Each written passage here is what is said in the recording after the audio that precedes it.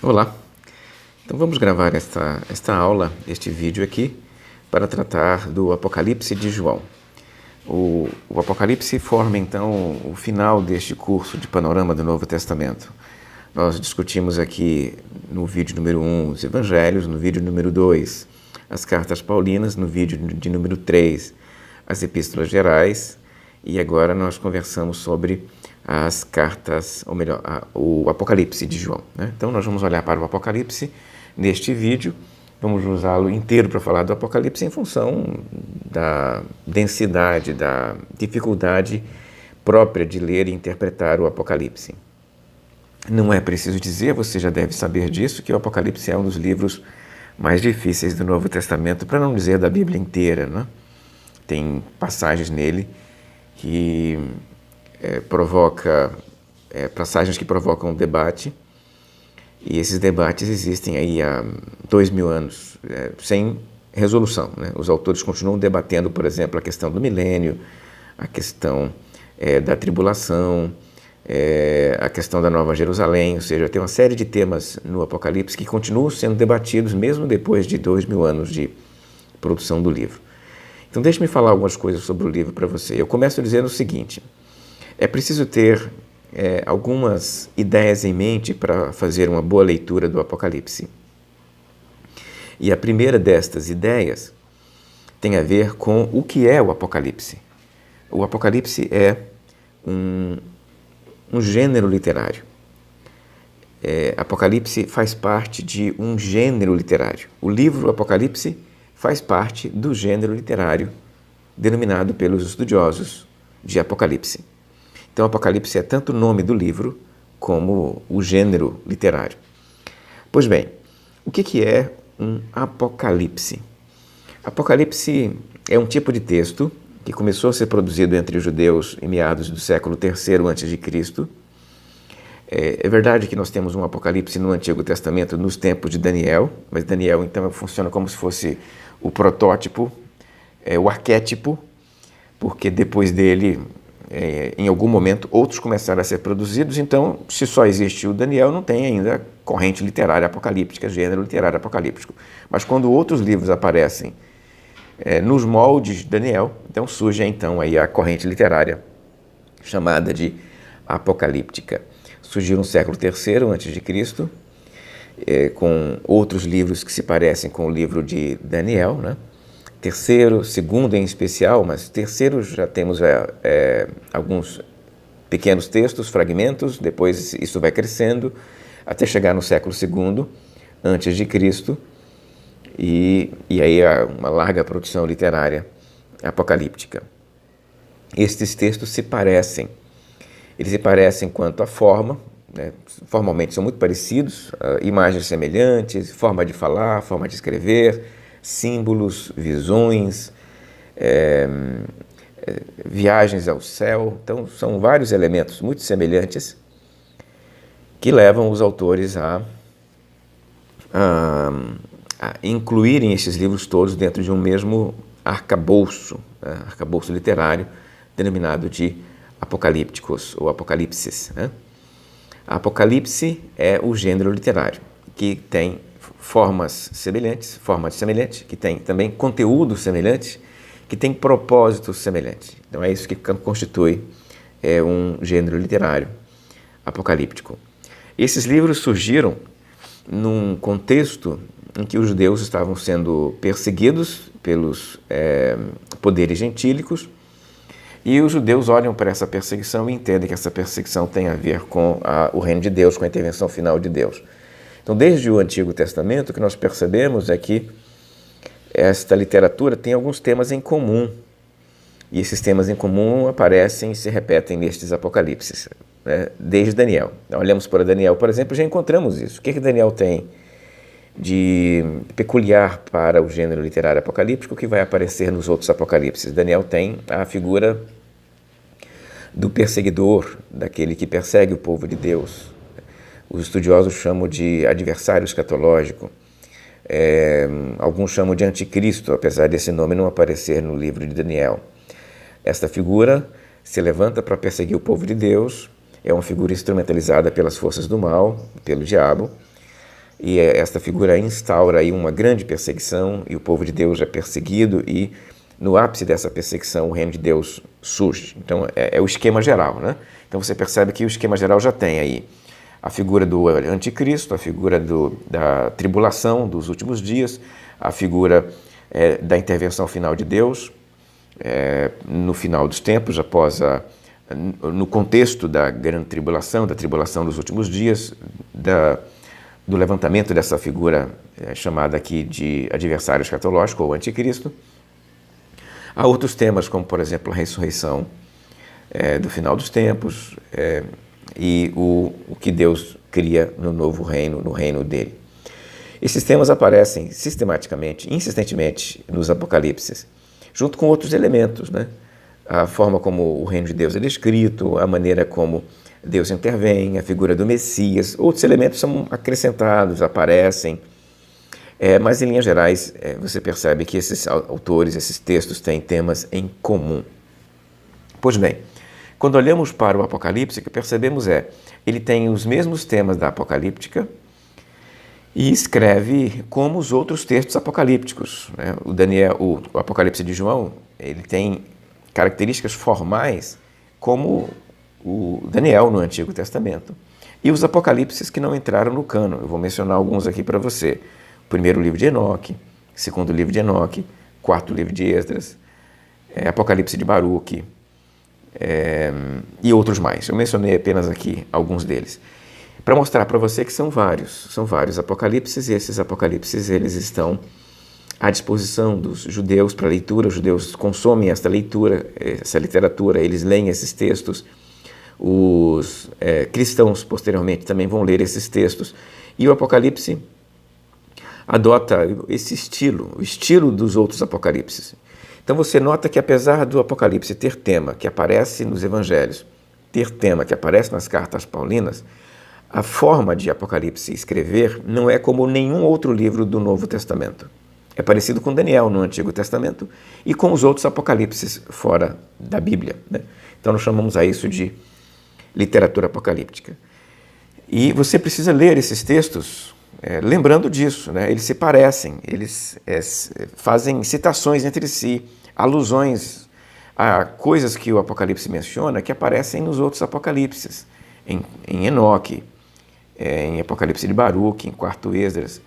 E aí um conhecimento da literatura apocalíptica nos ajuda a compreender o Apocalipse de João. Em segundo lugar, o que é preciso ter em mente para você fazer uma boa leitura do Apocalipse de João é o contexto histórico. O Apocalipse de João foi produzido no final do primeiro século, talvez aí no final do reinado do imperador Domiciano, né? E o Domiciano morreu aí em 96, né? Final de setembro ou outubro, talvez, de 96. Apocalipse foi produzido, então, ali perto, né? Setembro, outubro de 96, um pouco antes, porque, segundo os pais da igreja, ele foi produzido no final do reinado do imperador Domiciano, tá? Esse contexto para os cristãos é um contexto de perseguição. Veja, não é uma perseguição ainda violenta, formal. Os crentes ainda, em alguns lugares do Império Romano, conseguem viver as suas vidas normalmente, mas em algumas regiões eles são perseguidos. Na Ásia Menor, em especial, o que percebemos historicamente é que, se ainda não há uma perseguição formal e generalizada aos cristãos, daqui a pouquinho surgirá muita morte, né? As cartas que um governador chamado Plínio da Bitínia escreveu para o imperador Trajano, logo depois do Apocalipse, alguns 10 anos mais ou menos depois, mostra para nós que o contexto será um contexto de perseguição. Então é um momento de perseguição aos cristãos por parte da sociedade romana, é um momento em que os crentes estão também fazendo uma definição mais clara do que eles são, né? Até algum tempo atrás eles se entendiam como judeus, mas você já nota que há aqui já uma ruptura com o judaísmo, porque há um conflito forte entre judeus e cristãos nesse momento, fazendo com que os cristãos olhem para suas próprias comunidades e se entendam como outra coisa que não o judaísmo. Então surge a identidade cristã propriamente a partir desse momento, né? Então há aqui conflitos com o Império Romano, conflitos com a sociedade romana, conflitos com o judaísmo nesse contexto, tá? Conflitos internos entre os próprios líderes cristãos, coisa que eu já mencionei no vídeo anterior sobre as cartas joaninas, a segunda carta de Pedro, a carta de Judas. Conflitos internos, os próprios líderes estão brigando entre si, estão discutindo entre si a respeito de coisas como, por exemplo, como se portar diante da sociedade romana, o que eles podiam fazer, o que eles não podiam fazer, essas coisas todas, tá? E eu acho que vale a pena mencionar ainda o conflito com o Império, especificamente a questão do culto imperial. O culto imperial ele é um elemento significativo para a nossa compreensão do Apocalipse de João. Você olha para o Apocalipse de João e consegue perceber que nós temos aqui dentro um problema, né, que era o seguinte, especialmente na Ásia, que é a região do Apocalipse, as 7 igrejas da Ásia, né, aquelas igrejas ali, elas têm esse problema de forma acentuada. O Império, ele implementa um culto na Ásia. Esse culto é em homenagem ao imperador. Não apenas em homenagem, esse culto é ao imperador. Inicialmente, o culto imperial era para o imperador que já morreu, para celebrar, né, cultuar o gênio do imperador já falecido. Mas, com o passar do tempo, o culto imperial passou a ser dirigido também, né, para os imperadores vivos. Então você tinha culto aos imperadores que morreram e culto ao imperador vivo. Os templos imperiais eram lugares onde sacerdotes do imperador promoviam o culto ao imperador. As pessoas faziam celebrações, sacrifícios ao imperador. Em algum momento, estas atividades ficaram vinculadas à prática cívica. Você ser um bom romano era celebrar o espírito do imperador, cultuar no culto imperial. Haviam datas especialmente vinculadas à morte de imperadores, ou então ao nascimento de imperadores, aniversários de imperadores. Essas datas eram datas que promoviam o culto imperial. E quando os cristãos decidiam não participar, eles eram perseguidos, né, como cidadãos que faziam o mal ao império, que desejavam o mal ao império. Eram perseguidos por serem maus cidadãos, porque eles não promoviam aí a saúde do imperador e do império. Então entenda que para os cristãos era muito difícil viver nessa situação, né? Ter que adorar o imperador, isso não era uma boa coisa. Então o tema do culto imperial está subjacente a várias passagens do Apocalipse, especialmente Apocalipse capítulo 13, onde você nota com muita clareza ali a presença do imaginário do culto imperial nas imagens que João usa para descrever aí as bestas, né? A primeira besta e a segunda besta. Então o contexto do Apocalipse, o contexto histórico que provocou o Apocalipse, ele é importante para você compreender o texto do Apocalipse. O Apocalipse então foi produzido nesse contexto histórico para 7 igrejas que estavam na região da Ásia, 7 igrejas que consistiam na missão do João. João, ele fazia a missão entre as igrejas e por causa de algum tipo de hostilidade da sociedade romana, talvez perseguição de um magistrado, ele é exilado para a ilha de Patmos, né? Ou se autoexila, não está muito claro se é um autoexílio ou se é um exílio formal por parte do magistrado. E ali na ilha de Patmos, João enxerga aquilo que Deus quer entregar para ele. Então, este é um elemento que eu preciso destacar para você, o contexto histórico. E já logo emendo com o contexto, com a questão seguinte, que tem a ver com as visões. Apocalipse é um texto visionário, é um texto entregue a João por meio de visões. Você tem diversas formas de Deus se revelar. A abertura do livro de Hebreus diz isso, né? Deus se revelou de muitas formas no passado e até lá no Novo Testamento também, né? Você tem diversas formas de Deus se revelar aos autores neotestamentários. Mas no caso do Apocalipse, a revelação se dá por meios visionários. João é tomado em espírito e vê coisas, né? Ele vê estas coisas ele enxerga estas coisas e aí, após enxergar estas coisas, ele, agora lúcido, agora consciente, né? Ele está com as faculdades mentais em estado de vigília, agora sim ele vai e escreve, organiza, preserva em texto as suas visões. Então, repetindo aqui, a estrutura, o processo de nascimento de um Apocalipse, do Apocalipse de João. João está na ilha de Patmos, em algum momento ele tem uma visão. E enquanto ele enxerga, enquanto ele vê, enquanto ele está vendo aquelas coisas em espírito, nós temos que lembrar disso, né? Visões em espírito são enxergadas como se fossem êxtases, né? Já anda pelo céu, vê os anjos, ouve aquelas coisas maravilhosas, isso é em espírito. Então, quando ele volta ao estado de vigília, ao estado de consciência, ele precisa então fazer o seguinte, ele tem que olhar para o que ele viu, lembrar-se do que ele viu e registrar. E como ele vai registrar isso? De que maneira ele organiza essas visões? Aí ele faz isso por meio do conhecimento que ele tem, por meio de sua mente, de sua razão, por meio das capacidades que ele tem para escrever. Ele organiza as visões são organizadas então por João, tá? Então é isso que nós vamos encontrar no texto joanino. É um texto que ele nasce de visão, ele parte de visão, depois que João vê, João agora em estado de vigília, escreve, organiza, relembra, sintetiza as suas visões. As visões que nós temos no texto, melhor, o texto é relato de visões. As visões, então, estão em algum momento no passado. João agora relata as visões, ele as organiza. A organização é dele. E o livro é muito bem organizado, né? O livro é muito bem organizado, muito bem estruturado. É difícil não perceber isso. Você encontra uma série de marcas estruturais no livro e estas marcas estruturais acompanham o livro inteiro, né? Em especial porque o livro foi produzido para ser ouvido pelas igrejas. Talvez a bênção que aparece em Apocalipse 1, versículo 3, mostre para você com clareza o que eu estou dizendo.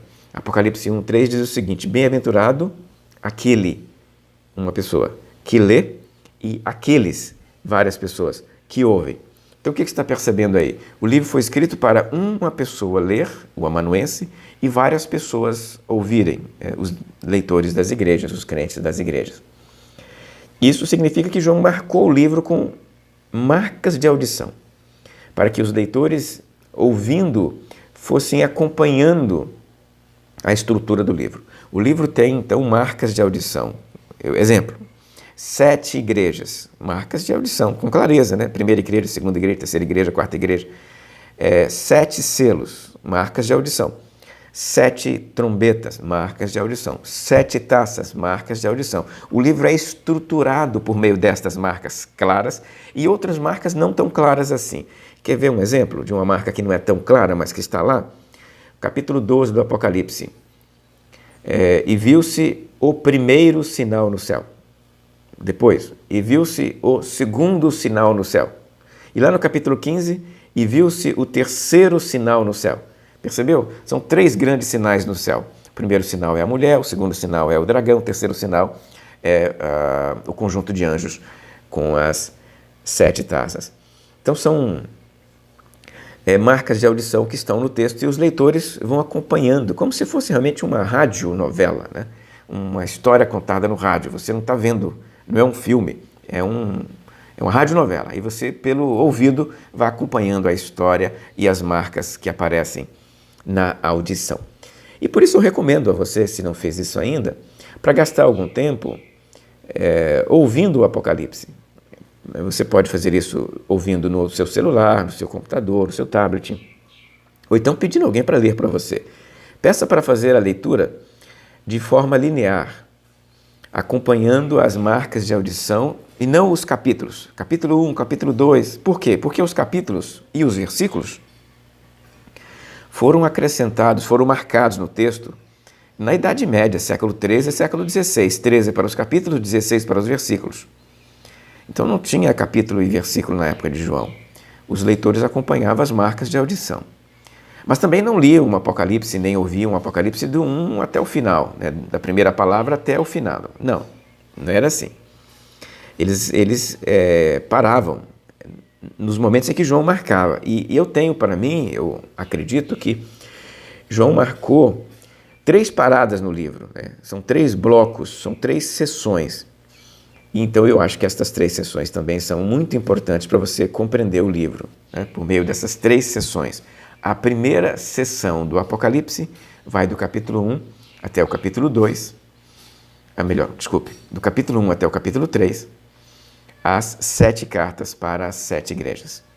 A segunda sessão do Apocalipse vai do capítulo 4 até o capítulo 11, a sessão do rolo selado, e a terceira e última sessão vai do capítulo 12 até o capítulo 22, a sessão do conflito entre o cordeiro e o dragão. Vamos falar um pouco mais sobre isso aqui então, vamos lá. Volta comigo aqui para a questão da primeira sessão, capítulos 1, 2 e 3. O Filho do Homem, o Jesus glorificado, aparece para João, convoca João, vocaciona João e entrega para João uma mensagem para 7 igrejas. Então, nós temos aqui a primeira sessão do livro. Capítulo 1 é a vocação de João, o aparecimento do Filho do Homem e a vocação de João. Capítulos 2 até o 3, capítulo 2 e 3, né? Desde a carta de Éfeso, a primeira, até a carta de Laodiceia, a última, nós temos então 7 cartas. E as 7 igrejas recebem mensagens estruturadas de forma parecida. Há uma saudação com um destaque para a figura do Filho do Homem, depois elogios, ameaças e, por fim, uma promessa. Algumas igrejas receberam mais elogios, menos ameaças, outras receberam mais ameaças, menos elogios. Nós temos 2 igrejas que receberam só ameaças e não elogios, e tem 2 que só receberam elogios e não receberam ameaças. Em função desta lógica de elogios e ameaças, os autores costumam dividir as cartas, as igrejas, na verdade, por meio de relacionamentos com João e com Jesus, né? Com João e Jesus em cascata, tá? Um e outro. Por exemplo, as igrejas que só recebem elogios são igrejas muito próximas de João, muito amigas de João e de Jesus, né? E obedientes a Jesus. Igrejas que só recebem ameaças são igrejas de oposição a João e, consequentemente, distantes de Jesus, e vice-versa. Ou seja, você tem aí os ameaças, você tem aí uma aproximação de João, o profeta de Jesus, e do próprio Jesus, consequentemente. Quais são os grandes problemas apresentados nas cartas? Já mencionei para vocês: crise com a sociedade, perseguição, hostilidade da sociedade, dos magistrados, problema com o culto imperial, como se relacionar diante da sociedade, a questão dos judeus, que aparecem em 2 cartas, né? Filadélfia, por exemplo, é uma delas, como se relacionar com os judeus estão perseguindo, estão sendo hostis às igrejas e trazendo problemas para as igrejas, e problemas internos, conflitos e crises de liderança entre os grupos, entre os líderes, entre os crentes, tá? São as principais questões das cartas. Eu vou agora para a segunda sessão. Começa no capítulo 4, quando João vai até o céu, e lá no céu ele enxerga algumas coisas. João enxerga aqui o céu, né? Na forma de um mar de vidro mesclado com fogo, uma descrição simbólica do céu. Ele enxerga Deus na forma de um ancião sentado no trono, em volta de Deus, 4 seres viventes, 24 anciãos e outros seres que cantam para Deus. Capítulo 4. O que eles cantam para Deus? Eles cantam louvores a Deus, dizendo que só Deus é digno de ser adorado e celebrado, porque Ele criou todas as coisas, né? Então, é o tema da adoração do capítulo 4. Logo em seguida surge no capítulo 5 o Cordeiro. E o Cordeiro tem um rolo na mão, o rolo selado com 7 selos. E daí em diante, do capítulo 6 em diante, o Cordeiro vai quebrando selo a selo. Enquanto o Cordeiro quebra, João vê algumas coisas. Deus, por meio de Jesus, aqui, o rolo selado, ele revela para João algumas coisas. E isso na forma dos 7 selos. A estrutura que eu proponho para você é o seguinte. São 7 selos marcados por 2 elementos muito claros. Entre o 6º e o 7º elemento da série, um parêntese. Você pode perceber que a narrativa vai assim. Primeiro selo, segundo selo, terceiro selo, quarto selo, quinto selo, sexto selo. E antes do 7º selo, João para e fala uma outra coisa que não tem nada a ver com selos. No caso, entre o 6º e o 7º selo, João apresenta os 144 mil e a multidão no céu. Depois ele entra com o 7º selo. A mesma coisa com as trombetas que vem aí em seguida. Primeira trombeta, segunda trombeta, terceira trombeta, quarta trombeta, quinta trombeta, sexta trombeta e logo depois uma outra coisa que não tem nada a ver com as trombetas e por fim a 7ª trombeta. O parêntese então entre a 6ª e a 7ª trombeta é formado pela cena da medição do templo, a cena profética de João comer um livrinho e as 2 testemunhas martirizadas e ressuscitadas. E a segunda coisa, né? Nós temos que lembrar, eu falei para você que são 2 coisas, a primeira coisa é o parêntese entre o 6º e o 7º elemento. E a segunda coisa é o que é o 7º selo. O 7º selo, quando ele é quebrado, o que João enxerga ali é um conjunto de 7 trombetas. As 7 trombetas estão dentro do 7º selo. Então, desde o primeiro selo até desde o capítulo 6, quando os selos começam a ser quebrados, até o capítulo 11, quando a 7ª trombeta é tocada, nós temos a mesma narrativa. A narrativa dos 7 selos termina no capítulo 11. Por quê? Porque as 7 trombetas estão dentro do 7º selo. Então, o que nós temos na segunda sessão é a revelação do rolo selado com 7 selos. Que revelação é essa? A forma como o Cordeiro implementa o seu reino e o seu governo sobre a história. É isso que nós encontramos aqui, a revelação do rolo selado. E nós vamos então para a terceira e última sessão, a maior delas, que começa no capítulo 12 do Apocalipse e vai até o capítulo 13. Ela surge com 3 personagens. Na verdade são 4, né? Não são 3, são 4. O primeiro personagem é a mulher que está grávida para dar à luz. O dragão que quer destruir a mulher e o bebê que ela dará à luz. O bebê que nasce da mulher. E lá no finalzinho, os irmãos desse bebê, os outros filhos da mulher, no final do capítulo 12. Então são esses 4 personagens principais desta cena inicial. Nós temos no meio da cena uma espécie de parêntese também, que é uma guerra no céu, dragão e o Miguel, o dragão e o Miguel guerreando no céu, e o Miguel vence o dragão. Tá? Então vejamos aqui. Quem é a criança? É fácil interpretar, porque a criança, no versículo 5, é descrita em termos messiânicos. A criança é o Messias, é Jesus. Quem é o dragão? Também é fácil, porque o próprio texto diz quem é. O texto diz que o dragão é o diabo. Então, se o diabo é o dragão e o bebê é o Jesus, quem é a mulher que deu à luz a Jesus? Não pode ser Maria, porque no final do texto essa mulher dá à luz a outros filhos, não, que são perseguidos posteriormente como o povo de Deus. E se os outros filhos da mulher, perseguidos como o povo de Deus, como a igreja do Senhor, são uma coletividade, a Maria não pode ser a mulher do início do capítulo 12. Maria não.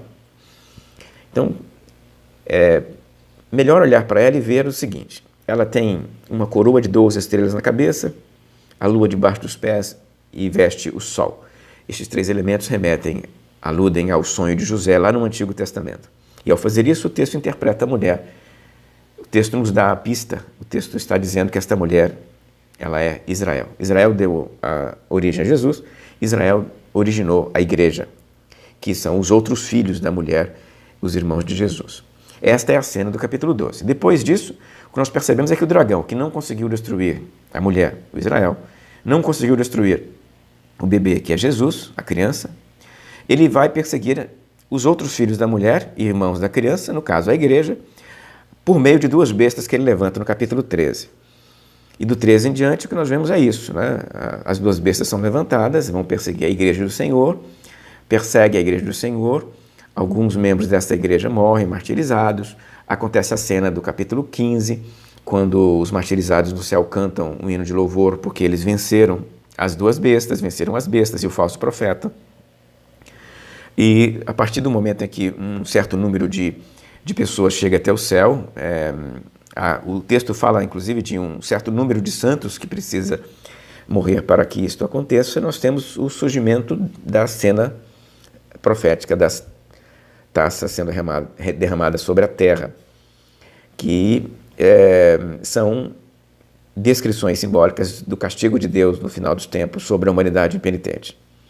As pragas aqui são como as pragas do Egito, não são para o povo de Deus, são para a humanidade impenitente. Após as pragas, após as taças, nós temos finalmente a descrição da volta de Jesus no capítulo 19. Após a descrição da volta de Jesus, a implantação do milênio, capítulo 20, o juízo final e finalmente a Nova Jerusalém. É essa história que é contada na terceira sessão do Apocalipse. Tá? Então nós temos aí diante de nós a terceira sessão contando mais ou menos o que a segunda sessão contou, a forma como o Cordeiro implementa o seu reino sobre a terra. Só que João conta de duas formas, por meio da segunda sessão e por meio da terceira sessão. É a mesma revelação, na verdade, só que por meios diferentes, em linguagem diferente. Como o Cordeiro implementa o seu reino sobre a terra, a história. Tá? Então é isso que eu teria a dizer para você sobre o Apocalipse. Nós terminamos então a nossa caminhada neste quarto vídeo. Eu paro por aqui. Até uma próxima, se Deus quiser.